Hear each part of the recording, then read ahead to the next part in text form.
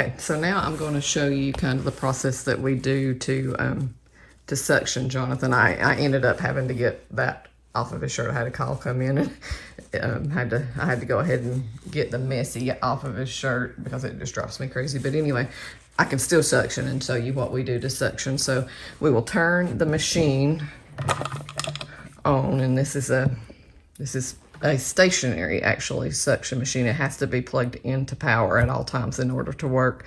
He has a travel suction machine as well that I actually love, but I keep it ready to go on a minute's notice. So like if we go anywhere, just as a day trip or anything, then I will use it, and then when I get home I clean it out and have it ready, because with Jonathan you never know, things could happen in an emergency and you don't have time to gather up the things that you need. So anyway, this is the stationary. This is what we use to suction him on a day-to-day.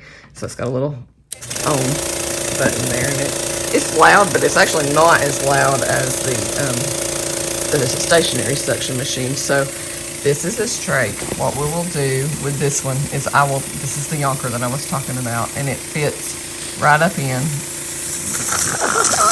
And you can kind of see he makes noises, and then it will suction out the secretions of his Trach. And then when we have to do a deep suction on him, I'll go into more detail with that later. But then what I do is just take it, dip it into the peroxide water, rinse it out, and that peroxide, I found out that it keeps them very clean. So that's why I like to use the peroxide. So then we'll turn our machine off.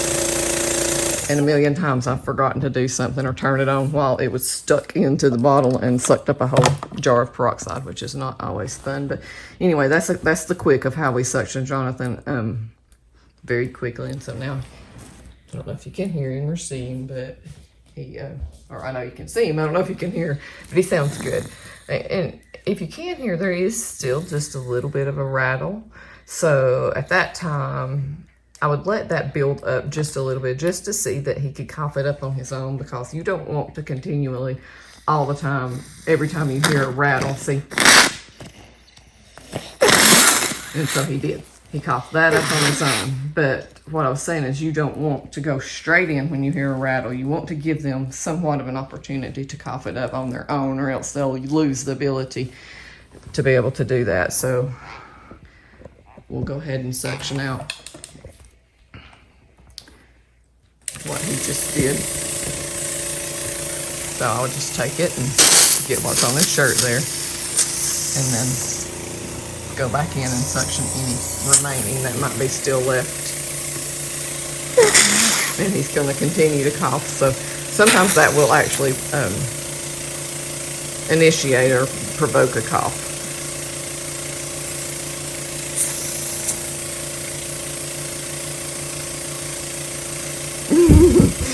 Yeah, funny. Sometimes he thinks suctioning's funny, sometimes he doesn't. So sometimes it just depends on what's going to make Jonathan laugh.